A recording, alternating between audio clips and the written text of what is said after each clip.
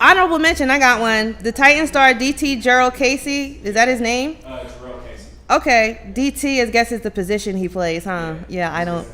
Okay, got it. Sorry. He's the first player to say he's going to protest during the national anthem. So he said he doesn't care what they say. He's still protesting. I got a question, man. He's so anti-protest. I'm sure his comment's going to be negative, but we'll wait. I'm an NFL fan, but I'm a black person first. Right. My question is this, and I'm just asking. Okay. I'm asking everybody in the room. Okay. What's the uproar about the national anthem policy? Why do you feel people should protest the national anthem? Why do I think that they should protest the national anthem? Who, the players? Yeah. Why do I think they should protest the national anthem? Why do you feel people should protest the NFL? Can I answer? Because go ahead.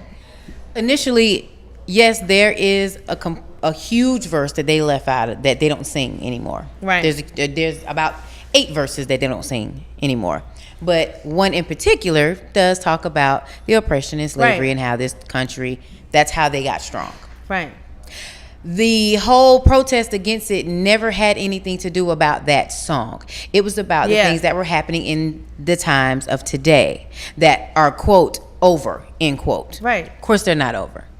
But that one stance came about, and it didn't start with Kaepernick. No. It started prior to him. There were some other players that had already been doing that, and they were doing it because of the things that were happening now, because they were trying to get people to wake up and focus on, hey, these things are happening, so I'm going to make a stance against this, because we're saying that this banner that we're singing should represent us, but it doesn't.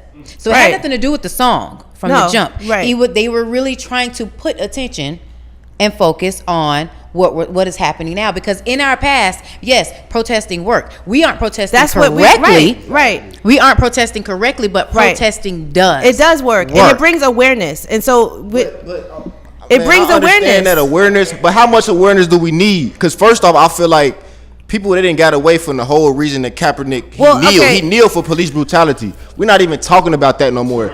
We mad about Kaepernick not having a job, and then at the end of the day, like I always say, what solution are we providing? We just get mad, okay. Well, we're not going to. I think that if we boycott the NFL, to go back to your question, if we boycott them, period, it's not only bringing awareness, but I think that when you sit next to another NFL fan of another race, they think, oh, everything's great because no one's saying anything. But at the same time, we need to let them know everything's not great. No, we're not being treated fairly. It's not. We're but you got to think too. Sit here and party and eat wings. Sports and music is like one thing that brings people together. Absolutely. So I think that's why people are not. They holding on to football, because if I'm in a stadium with a white person, we on the same team. They score. Oh, what's up? You feel me? It's like we together in a sense.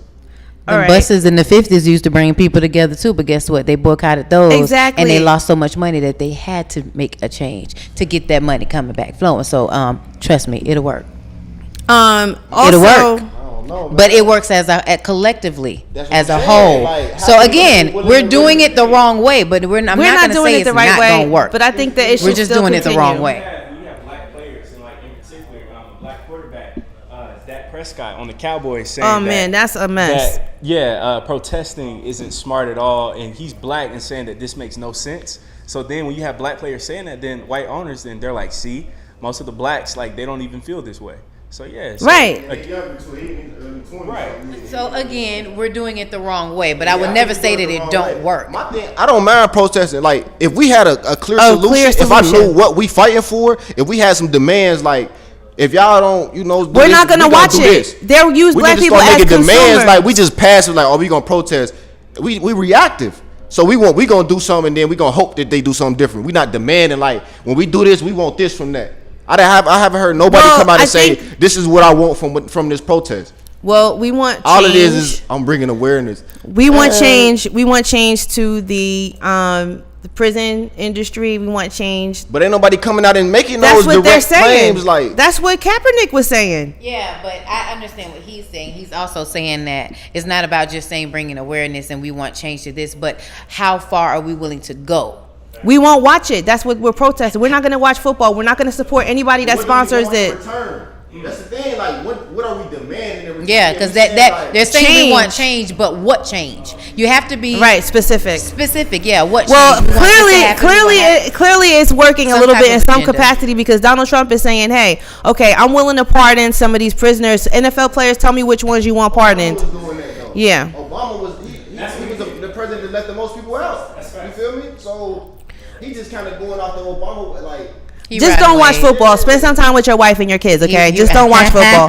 Sit down on Sunday and spend time with your family, okay? That's the point. That's what I'm bringing awareness to, okay? I have one more honorable mention. Lucy McBath, who's the mother of Jordan Davis. Jordan Davis was a 17-year-old black teen who was gunned down by a white man in 2012 after an argument over loud music. Do you remember him? You remember her? Lucy McBath is now... she replaced in the primary in the 6th district of Georgia. Where's the Georgia 6th district? Anybody know? I don't know, but it's got to be around here somewhere. She won. She ran for a congressional seat in the 6th district and she won. So congratulations to her. Oh, yes. She's a state representative in the 6th district of Georgia. She is Jordan Davis's mom. And I just want to shout out to all the moms of the movement because they are definitely affecting change in the memory of their sons that were killed by police brutality, just like Kaepernick is doing. And the NFL is not listening to us, and we're going to continue to protest. So we're going to wrap it up. DJ Samore's got an interview coming up. Make sure you check her show out. DJ Samore's Top 5. Say hi, DJ Samore. She's here, but you can't see her. Thank everybody for watching. Make sure you follow us on Instagram. It is Connecting the Dots ATL. Make sure you follow us on Facebook. Make sure you follow me, Kymmy Cocoa. Thank you everybody for showing up. Make sure you follow Live Hip Hop Daily on all social media networks. And we out. And happy birthday again to Jay Black. We about to get lit.